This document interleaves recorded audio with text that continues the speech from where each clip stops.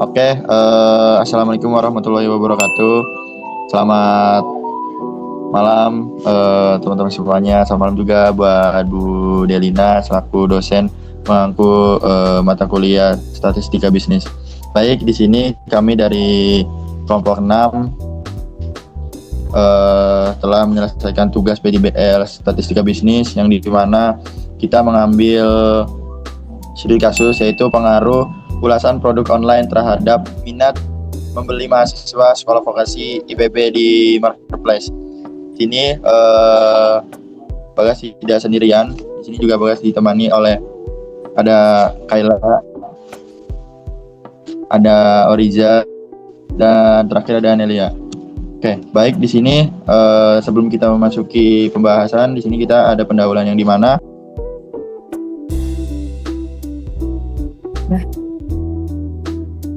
bisa dilanjut, yang dimana marketplace online semakin populer di kalangan mahasiswa, termasuk mahasiswa sekolah vokasi PB, karena memudahkan mereka dalam melakukan pembelian produk secara daring.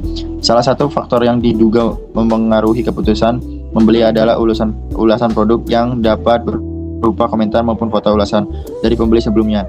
Ulasan ini berperan penting karena memberikan sebuah informasi tambahan dan meningkatkan kepercayaan konsumen sebelum melakukan transaksi. Berdasarkan fenomena tersebut, penelitian ini bertujuan untuk menganalisis produk online terhadap minat membeli mahasiswa IPB, sehingga diharapkan dapat memberikan gambaran mengenai sejauh mana ulasan produk mempengaruhi perilaku pembelian mahasiswa di marketplace.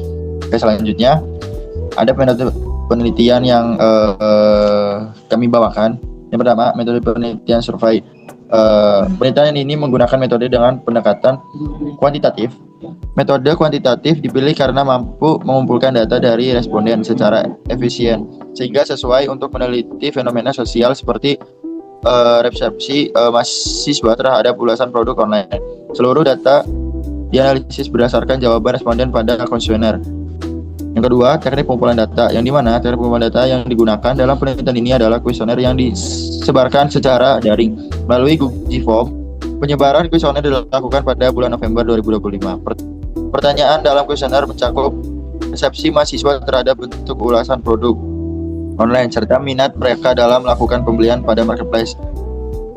Pengambilan sampel menggunakan metode simple random sampling, yaitu metode pengambilan sampel yang dilakukan secara acak tanpa melihat setara dari populasi.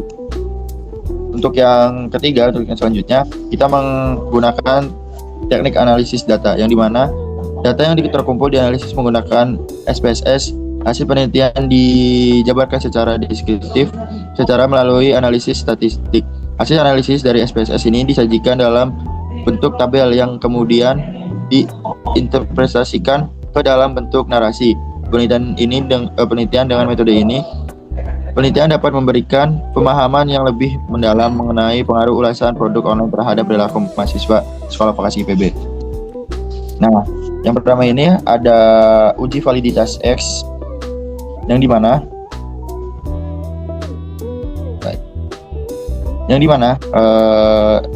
X1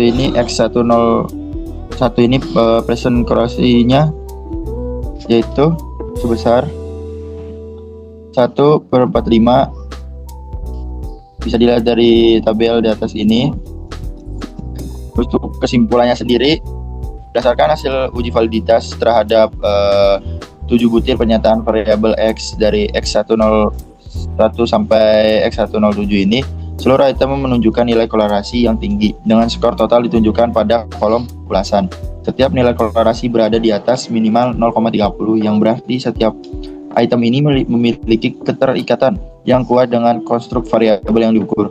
Selain itu, seluruh nilai signifikansi dari sig2 Taylor bernilai 0,000 yang berada di bawah tingkat signifikansi 0,05, sehingga masing-masing item dinyatakan valid secara statistik. Item ini dengan korelasi tertinggi adalah dari X106R sama dengan 0,814 yang menunjukkan kontribusi paling besar terhadap variabel X.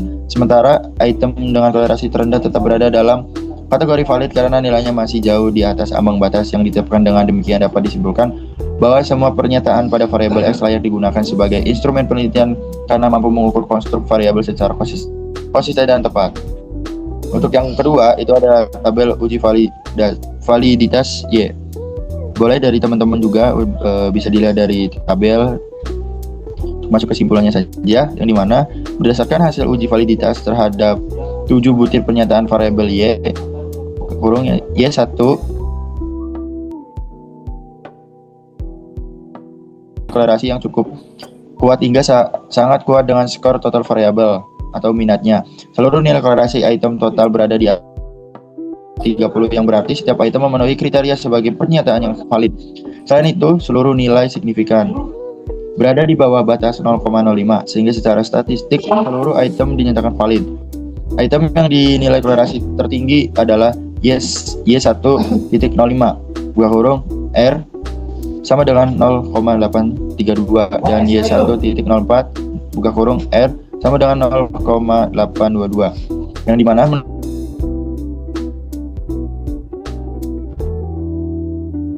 minat. Sementara itu item dengan nilai korelasi terendah yaitu Y107 buka kurung R sama dengan 0,554 tetap memenuhi kriteria validitas karena nilainya masih berada di atas ambang batas validitas minimum. Hal ini menunjukkan bahwa semua item pada variabel Y memberikan hubungan yang signifikan dan bermakna terhadap skor total. Mungkin bisa dilanjut sama Kayla. Baik, selanjutnya kita melakukan uji reliabilitas yang dimana merupakan proses untuk mengukur sejauh mana suatu alat ukur atau instrumen penelitian, dalam hal ini kuesioner, dapat menghasilkan hasil yang konsisten atau stabil jika digunakan berkali-kali untuk mengukur variabel yang sama. Nah, untuk uji reliabilitas ini dapat dilihat berdasarkan nilai Cronbach alpha, di mana jika variabel memiliki nilai Cronbach alpha lebih dari 0,05, maka hasilnya itu reliable. Nah, di sini bisa dilihat untuk reliabilitas yang X dulu. Di sini Cronbach alpha-nya 0,853.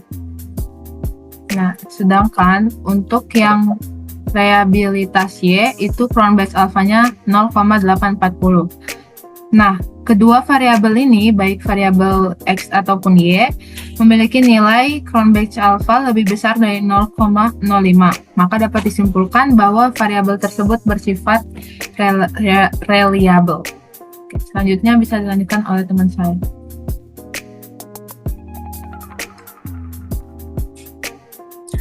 Baik, untuk selanjutnya ada uji normalitas. Uji normalitas dapat dilihat dari uji berdasarkan nilai unstandardized residual. Dasar pengambilan keputusan didasarkan pada nilai probabilitas. Jika probabilitas lebih besar dari 0,005, maka data penelitian dinyatakan berdistribusi normal. Tabel 5 menunjukkan bahwa rasio skewness sama dengan 0,436 dibagi 0,354 sama dengan 1,232, sedangkan rasio kurtosis sama dengan 0,498 dibagi 0,695 sama dengan 0,716. Karena rasio skewness dan rasio kurtosis berada di antara min 2 hingga plus 2, maka dapat disimpulkan bahwa distribusi data adalah normal. Selanjutnya, uji multikolinearitas dilakukan untuk mengetahui ada atau tidaknya hubungan linear yang tinggi antar variabel independen dalam model regresi. Variabel akan mengalami multikolinearitas jika nilai tolerance kurang dari 0,1 dan VIF lebih dari 10. Nah, berdasarkan tabel 6 diketahui bahwa nilai tolerance berada di atas 0,1 dan nilai VIF berada di bawah 10. Maka dapat disimpulkan bahwa tidak terdapat multikolinearitas antara variabel independen pengaruh ulasan terhadap variabel dependen minat pembeli.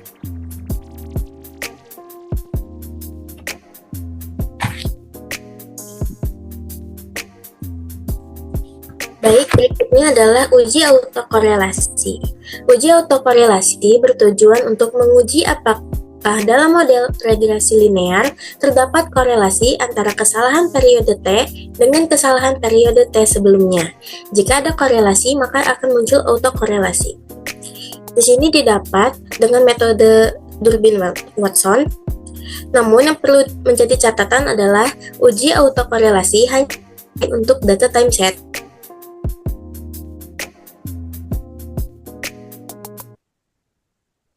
Menunjukkan bahwa tabel di atas tidak berpengaruh apapun. Berikutnya adalah uji heteroskedastisitas. Uji heteroskedastisitas bertujuan untuk menguji ketidaksamaan varians antara pengamatan satu dan pengamatan yang lain. Jika nilai residual pengamatan tetap, dinamakan homoskedastisitas. Jika nilai residual pengamatan berbeda, maka dinamakan heteroskedastisitas. Model regresi yang baik seharusnya tidak terjadi heteroskedastisitas. Di sini didapat nilai sig sebesar 0,08, di mana 0,08 lebih besar dari 0,05. Ini menunjukkan bahwa tidak terjadi heteroskedastisitas dalam model regresi ini.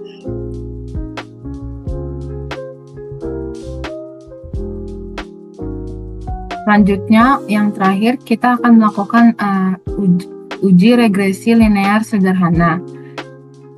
Nah, pertama-tama kita ingin mencari model persamaan regresinya.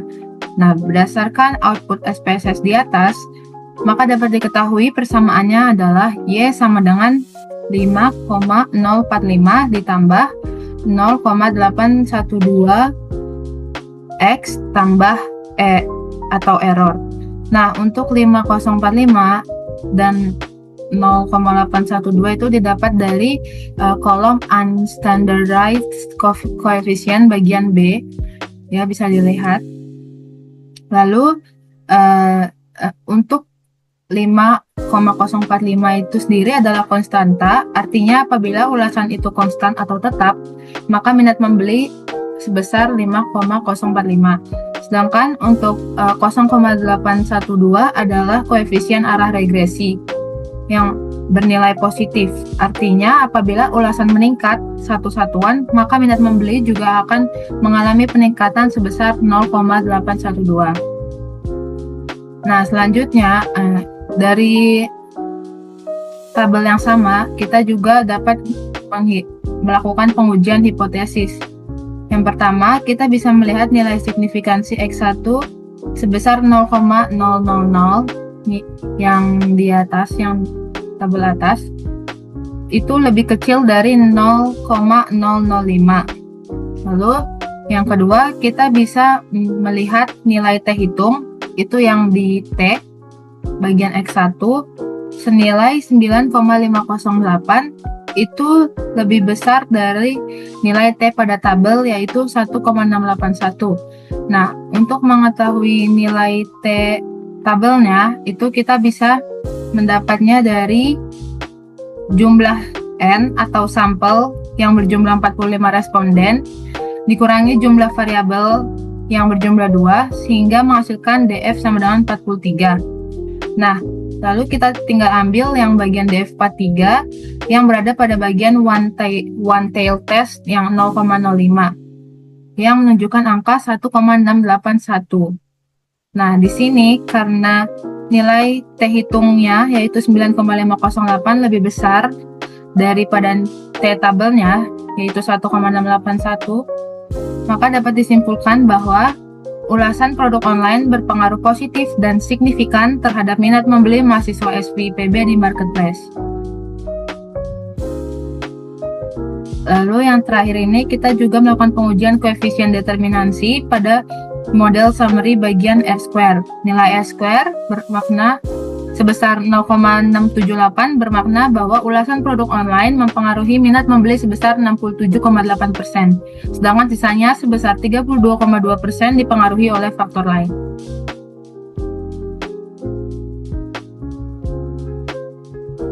Selanjutnya akan dilanjutkan oleh teman saya. Oke, baik, terima kasih banyak teman-teman. Sini udah di penghujung presentasi. Sini Bagas ingin menyampaikan terkait kesimpulan, yang dimana ada beberapa poin. Yang pertama, ulasan produk online terbukti memiliki pengaruh positif dan signifikan terhadap minat membeli mahasiswa sekolah vokasi IPB Marketplace. Yang kedua, model regresi adalah Y sama dengan 5,045 ditambah 0,812 X, yang menunjukkan bahwa setiap peningkatan ulasan produk sebesar satuan akan meningkatkan minat membeli sebesar 0,812. Yang ketiga, nilai koefisien determinisasi R kode 2 sebesar 0,678 mengindikasikan bahwa 67,8% dipengaruhi oleh faktor lain. Yang keempat, temuan ini menunjukkan bahwa ulasan produk merupakan salah satu faktor penting yang dapat digunakan oleh penjual online untuk meningkatkan minat beli konsumen, sekaligus meningkatkan mahasiswa agar tetap kritis dalam menilai ulasan sebelum melakukan pembelian.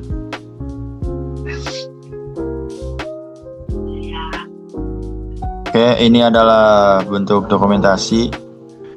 Terima kasih banyak buat teman-teman semuanya, dan terima kasih juga buat Bu Delina. Mungkin cukup presentasi dari kelompok kami, kurang lebihnya kami mohon maaf. Kami akhiri, wassalamualaikum warahmatullahi wabarakatuh.